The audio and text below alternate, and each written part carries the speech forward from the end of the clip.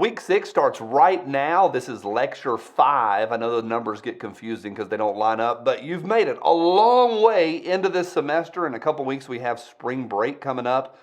Everybody will be able to hopefully catch your breath. I'm proud of y'all. What a great semester we're having. I thought the get to know you videos, for the most part, were really cool. Like a lot of great stuff. I got to know you. I got to see your faces.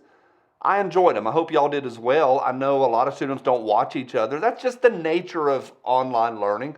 A lot of students don't watch each other's presentation. It's unfortunate, I get it, but those of y'all that did choose to go watch your classmates' videos, I think you'll enjoy it. I really do. Next week, you're going to be doing another presentation. And this one isn't just a real quick get to know you, talk about yourself, not a lot of preparation. This one is going to be an actual informative presentation where you choose a topic and then you talk to your audience about it. Me, your classmates, hopefully your friends and family will choose to watch it. And you talk to us about something. You inform us about something. So in this video, I'm going to talk to you about what we're doing next week. And I'm going to give you a lot of ins and outs, ups and downs, some advice. I'm going to go through the rubric. And I think it's I hope so. I hope it's a valuable exercise for you. Now, everybody has different learning styles. Everyone has different ways that they walk through or manage their assignments. So you do whatever you want to do. If this was me, all semester, I would be sitting with a scribble pad and I would be, as I watch these videos in all my classes, including this one, I'd be taking notes. I think it's important. There's been a bunch of times this semester in this class where students have hit me and said, hey, they'll email and say, hey, I don't understand this, or why do I lose points for that, or they'll just do something totally different. And I think that was in the video like 4 times. I repeated it 4 times, both in the video and in writing. And I get it. People miss things. Like there'll be a little thing here and there. But when it's like something pretty major, I have come away this semester and I've stopped and I've gone, I bet they just didn't watch the video, they skimmed it, they put it on 1.5 or 2x speed, or they just didn't take notes, or they just ignored it. And it's not the end of the world. The sun's going to come up tomorrow. But as we move into this informative experience, we're spending 2 solid weeks on this presentation. 1/7 of your semester. This is a big presentation. It's 100 points, a full letter grade. And again, it's 1/7 of your semester. And so I think maybe a scribble sheet or something, do whatever works for you, because there's a lot of details to this and I want y'all to get it. My job is to prepare you for your careers and employers. Employers will be happy with you if you're able to synthesize ideas and parse directions, to get the directions. Parse is a word we don't use very often, but be able to dissect them, understand them, maybe make notes, and then execute them.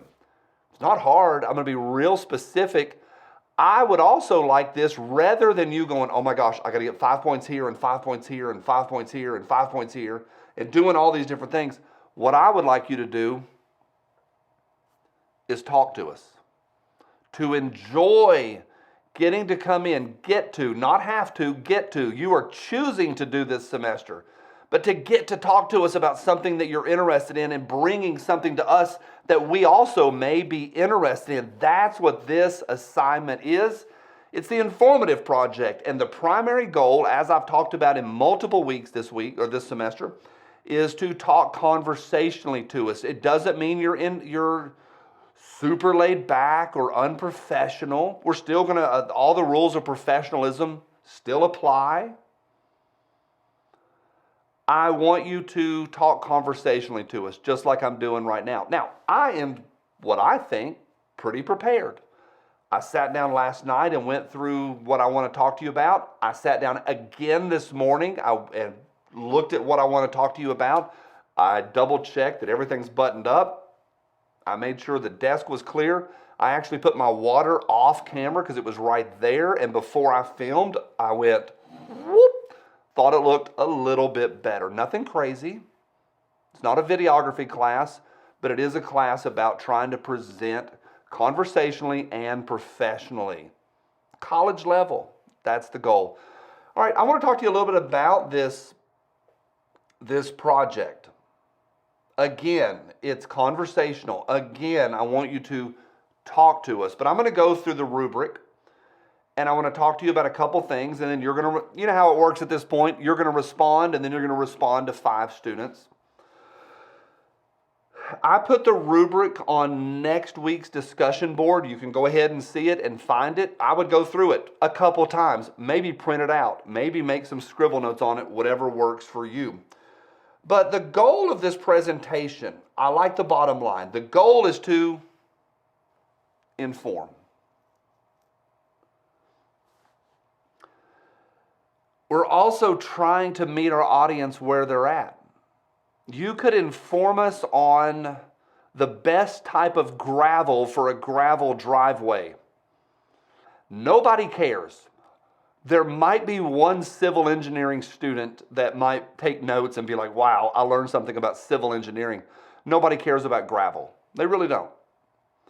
So I think one of your first, for me, the beginning is the conversational delivery. That's what I want you to do.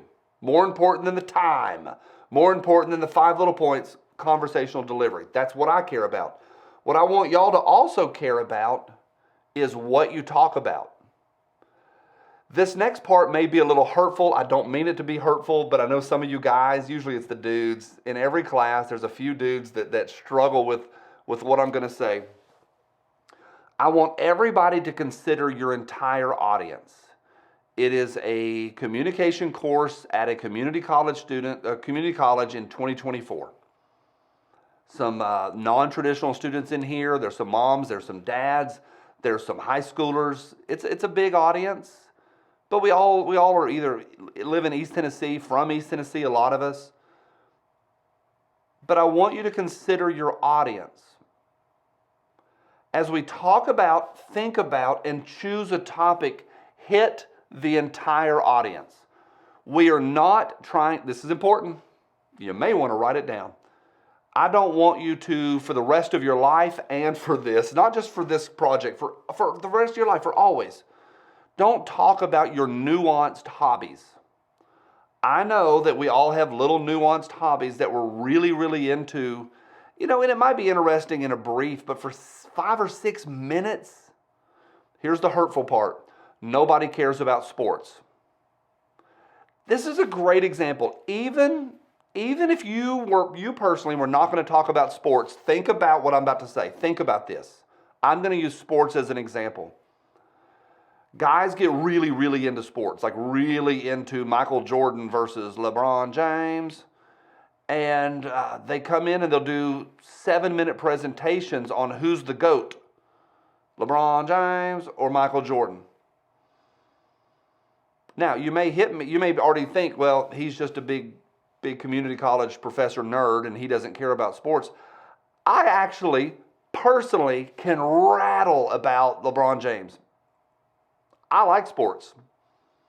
I'm not as diehard as I used to be, but I can rattle and talk about it, no problem. But we're not talking about me, we're talking about your entire audience. And I have sat in 150 classrooms listening to 1,000 speeches, and I've watched dudes in gym shorts and t-shirts walk up front and go, hey, I want to tell you today about the Cleveland Cavaliers and why I love the Cleveland Cavaliers. And they'll talk about statistics and win-losses and all sorts of numbers. And I watch, and there's like 2 dudes in the back just like, man, they're ready to go. They're chewing gum or eating popcorn, and they're raising their hands, asking questions. And the other 90% of us touch our eyebrows and go like this.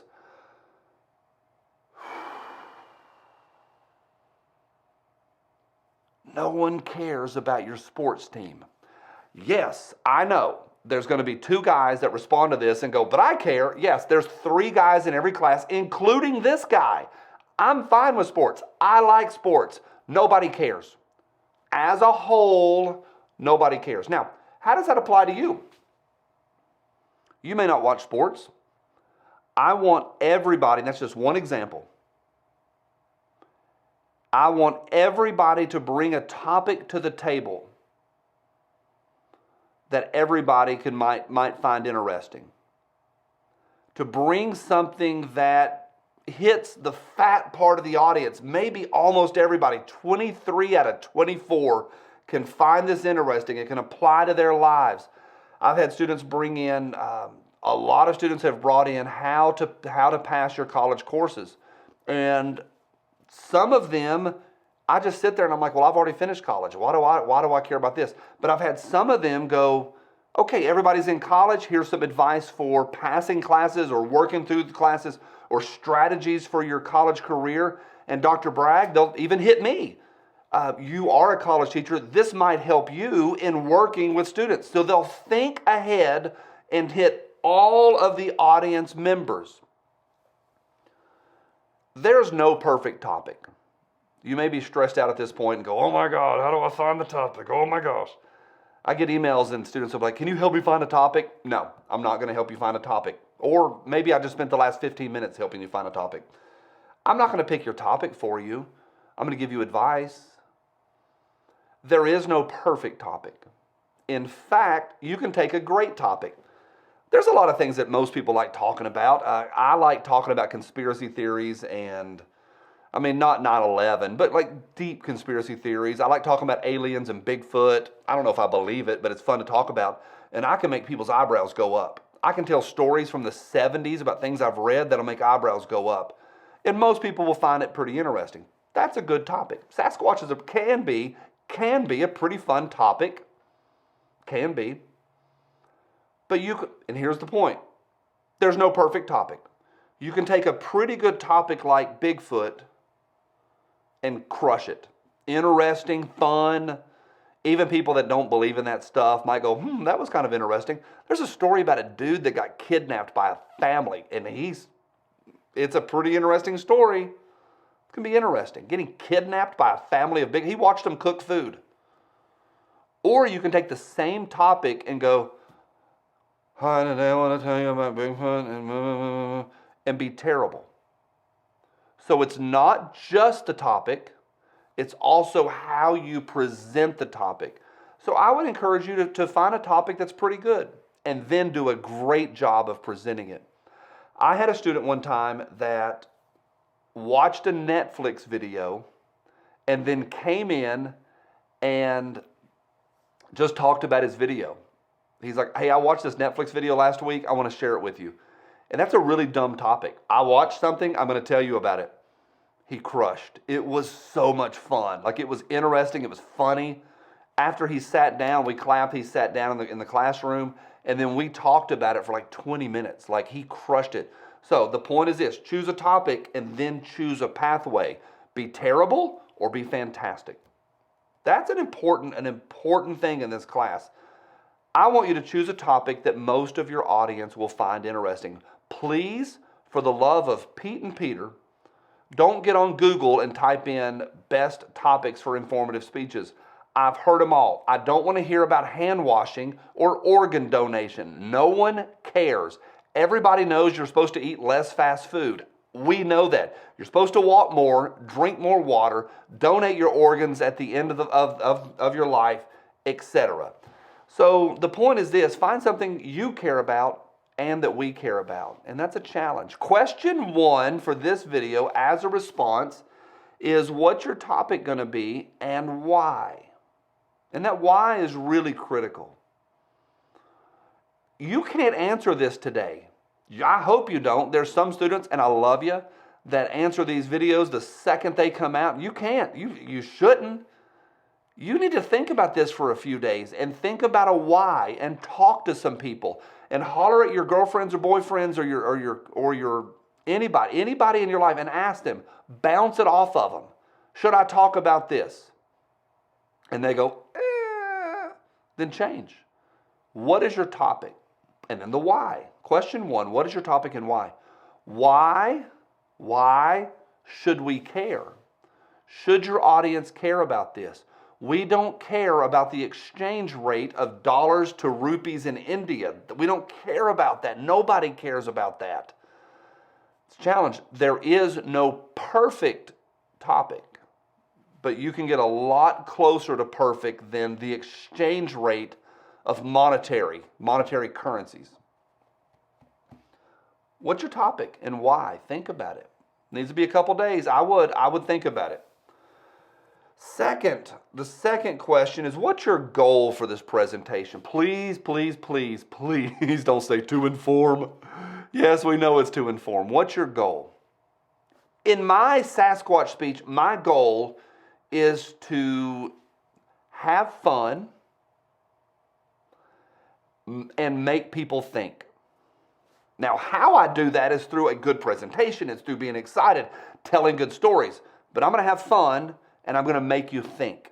That's my goal. That is my goal. And I'm using Sasquatch in these stories to hopefully have fun. That's a really important thing. So my question for you is, what's your goal? In traditional college, students will say, well, my goal is to get the 100 points or as close to the 100 points as possible and to inform. We all know you're going to inform and you're trying to get points. We know that. But what's your goal? Topic and why? Why do we care? Why do you care? Why are you a good person to talk about that? Second, what's the goal? Talk about your goal. I'm going to go now through the rubric, and you can jump over to week 7 and take a look at it. This is a lot. 10 points, 10% of your grade is an appropriate topic, and then introducing the topic in the introduction. And all of this is mapped out for you. I've already typed it all out for you. But in the introduction, in the intro, you may want to write this out. You're going to introduce the topic and also have an appropriate topic. Appropriate. I can't talk about this next part, but I will say I had a topic one time in the in-person class I had to call the cops on.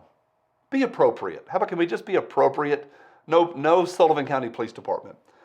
Preview. We've already talked about preview. Hi, I'm Johnny. Over the next few minutes, I'm going to share with you about Sasquatch. I'm going to share with you the history of Sasquatch, 3 fun facts about Sasquatch, and then I'm going to tell you a story. Thirdly, I'm going to tell you a story that's going to blow your mind. Come on this journey with me. I'm going to preview what's going to happen. And then finally, in the introduction is a thing called credibility. I don't think we need to explain what credibility is. Y'all should have done that early in high school or 8th or 9th grade. But the 5 points, why are you credible to talk about this topic? I'm going to share with you 3 things about Bigfoot, this, and this. I love Bigfoot. I've been researching it. I'm credible because I've been researching it. I have an interest in it. I've been talking about it for years. And for this project, I did some more research, and I'm going to present it to you. That's a lot different than I'm a Disney adult, and I'm going to talk to you about Disney. Here we go, point 1. Have an introduction. Jump over. Look at the rubric. Re-watch that last minute and a half that I just said that you may want to. Have something in your beginning, topic, introduce topic, preview, and credibility. In the body of the speech, I want 3 clear main points. How about say the points? Instead of a stream of info, let's have 1, 2, 3. If you need 4, that's fine, but usually 3 points is really good. Clear main points. Sources. I want good sources. Good sources. Credible sources. They don't have to be jurored or peer-reviewed articles. That's for English class. If I was going to talk about Bigfoot, there are some really good websites. Random TikToker, Quora, or Ask.com, not credible. Newsweek, I can't believe this is 8th grade. I get it, we're doing 8th grade. I still have to tell students this, that TikTok is not a source. Google is not a source. Google is a tool and a search engine. Good sources, I can't believe I have to say this. Newsweek, Washington Post, National Geographic, the CDC, any.edu. A lot of them. There's a bazillion. Have 2. And have them in the body of your speech. When you present information that is not commonly known, Hey, I got this from Newsweek. You don't have to say, I got this from http://www.newsweek.com/article12. Hey, I was on Newsweek last night, and there was an article by a lady named Olivia de Havilland. And she said about Sasquatch that, and then you present it. Just real quick, 2 sources. Side note, question number 3, what are your 2 sources? Find 2 sources. Again, you can't slam this out today. You need to think about it and work. 2 credible sources. Wikipedia is not a credible source. Yes, I know we all scroll to the bottom and find those. I'm cool with that. AI, probably not a source. Third question, what's your 2 sources? Credible sources. Really think about this. It doesn't have to be a peer-reviewed journal of communication. It doesn't have to be a journal. But somewhere that's information that's not just in your noggin. I've had students go, but it's all in my noggin. Well, then care about the project enough to go do some research and bring more in than what's in your head. Source use. And then internal signposts. Now that I've told you about number 1, I'm going to tell you about number 2. Internal signposts in the body of your speech. Up next, I'm going to tell you about the conclusion. That was an internal signpost. Speaking of conclusion, signal your conclusion. In conclusion, we're going to wrap up. To conclude, how about a review? The beginning's a preview, the ending's a review. We've talked about that. We talked about that a little bit for your last speech. But review what just happened. What did you do?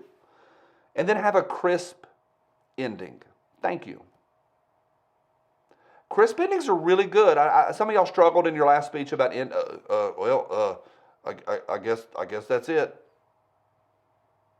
Now that I've told you all about that, I want to end in conclusion with a story about Bigfoot. Tell the story. And that's my story about Bigfoot. Over the last couple minutes, I shared with you, I shared with you this, I shared with you this, and I shared with you this. And I hope it made you think, and I hope you enjoyed it. Thank you. Nice way to wrap up. Review, crisp ending. All right, video is 10 points. Should be more. Your overall structure, we're going to talk about that over in the discussion, but your video is 10 points. Your attire, 5 points. I would look college level. That'd be good. Time, 5 to 6 minutes. Some of y'all struggle with this. Do not turn in a 2-minute video. I don't want to watch a 1:15 video. And don't do a 7-minute video. 5 to 6. If you want full credit, go 5 to 6. No editing. We're not editing. And while I'm on it, we are not posting vertical video. No vertical video, no editing. 5 to 6. You have the luxury, I'm using the word luxury, of refilming if it doesn't go well. This is my 3rd take of this video. 3. I care enough to try. I got fumbly, I messed up, and I cracked a really dumb joke, and it just didn't have a stop, restart, let's go again. Don't turn in a 7-minute video. If it's 450 or 450 or 612, it's supposed to be 5 to 6, 450, 612, 445, 615, not a problem. If you want full credit, get to 5, 6. 2 minutes, problem. 7 minutes, stop, reset, take out 2 things, start over. That's a challenge. Again, I'm using the word for the 3rd time, luxury. Think about my students in my regular classes that are doing this presentation next week. They walk up front, give it, and sit down. Done. You get to film, try again. Practice, try again. If you want to, your choice. Body language, 5 points. Good. Pretty good. Looking over here at the screen, look at the lens. Put your finger all the way up on your phone. Figure out where the lens is, which of the 3 lenses you're looking at, and look at us. Talk to us. Here, bad. Don't quit looking at yourself. This is really odd. Hi, today I want to talk to you about Bigfoot while looking directly over your shoulder. Body language, good. It's good. It's fine. Here, it's fine. It's good. Delivery style, we've talked about this at length. Talk to us. Do not read in public. Do not read your presentation. Do not present And if you read, look on the rubric. If you read, it's -10 on the delivery style instantly, and another at the very bottom, -20. It's -30 points off the top if you read. That's how much I care about preparing you to not read in public. When you get to your jobs and your boss says, hey, Riley, can you come up tomorrow in our meeting and just present a little bit about what you guys did last week on that Johnson project? And you'd be like, sure. And you walk up front the next day, no big deal, sick, it's all your coworkers, and you go, hi, I am Riley, and today I want to tell you about the Johnson project and how it was such a successful experience for all of us. Come on this journey with me, and you will come away more informed on the Johnson project.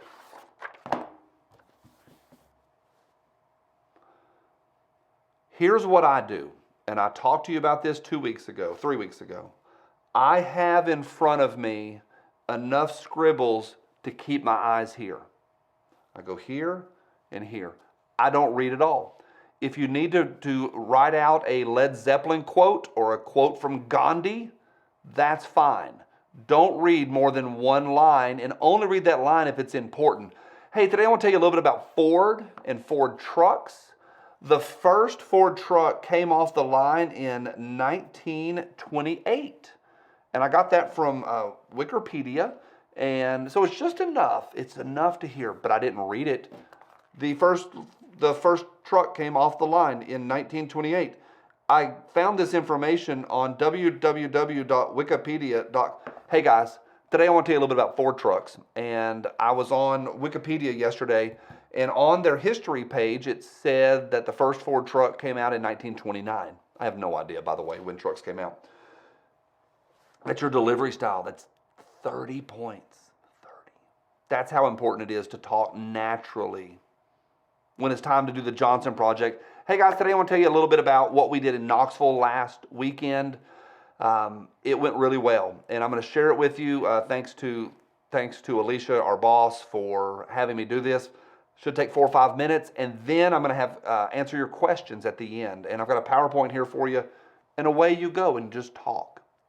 This matters. That matters. Organization, 5 points. Organized. I don't know. How did I feel about your organization? And then your fillers. Holy smokes! Did y'all go listen to yourselves? This class is a filler machine. Y'all were cranking them out last week. Work on it. Practice. Film. Do it again. Practice again. You have a luxury of getting to work on those quirks. Everyone here is going to fumble words. I've been talking now for 20-something minutes. When I go back and watch this, I'm probably going to hear an or ah. This is also a lecture and not a prepared presentation that I've spent 2 weeks on. There's a difference. Fillers. Holy smokes, this class. Work on it. Work on it. Everybody here is probably going to lose a point or two on fillers. Probably. Not the end of the world. But get a little bit better. Get a little bit better. There's your 3 questions. I think you got that. Hope that makes sense. And then have a discussion. 5 other students. You could do everybody if you wanted to. You could skip the bare minimum. You don't have to. But discuss with other students. Care enough about what they're offering to discuss with them. I hope that makes sense. Let me know if you have any questions, but that's enough to get started and to get you thinking. So your topic, your goal, and 2 sources. Should be, and you don't have to do those sources in bibliography style. Just tell us, National Geographic, August of 2018, here's the title, and here's the author. You don't have to type it out with parentheses and italices and all of that. But let us know, who is it? Don't just say, I got this from nationalgeographic.com. Give us the title of the article and the author and the date. Like an adult, that's middle school. Sorry I have to say that, but I do. So there's 3 questions for you, 5 and 5 responses. Can't wait to hear what y'all come up with, and Lecture 5 concludes now.